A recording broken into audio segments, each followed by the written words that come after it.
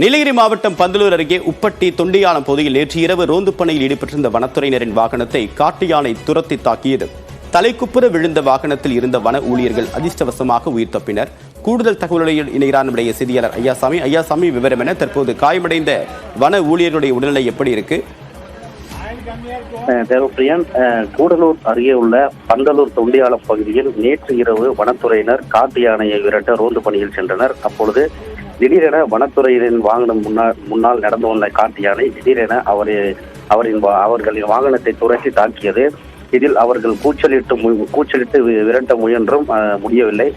யானை திடீரென வாகனத்தை தாக்கி தலைக்குப்புற தள்ளிவிட்டது. அப்பொழுது அப்பகுதியில் இருந்த பொதுமக்கள் உடனடியாக கூச்சலிட்டு காட்டு யானையை விரட்டி வாகனத்தில் சிக்கியிருந்த வனத்துறை ஊழியர்களையும் வாகனத்தையும் மீட்டனர். சிறு காயங்களுடன் மீட்கப்பட்ட வனத்துறை ஊழியர்கள் பந்தலூர் அரசு மருத்துவமனையில் அனுமதிக்கப்பட்டுள்ளனர். தொடர்ந்து காட்டு யானைகளின் நடமாட்டம் என்பது பந்தலூர் சுற்றுப்பகுதிகளில் அதிகமாக இருப்பதால் பொதுமக்கள் மிகுந்த அச்சமடைந்துள்ளனர். கடந்த சில நாட்களுக்கு முன்பும் கூட நெலாக்கோட்டை பகுதியில் மதம் பிடித்த யானை ஒன்று இருசக்கர வாகனத்தில் வந்தவரையும் அதே போல் இரவு நேரத்தில் காரையும் தாக்கியது குறிப்பிடத்தக்கது.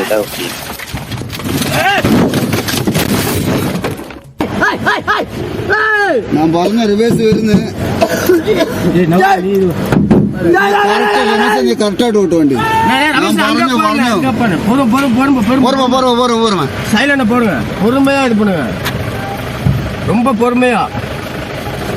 பொறுமையா போனோட தூக்கிடலாம்.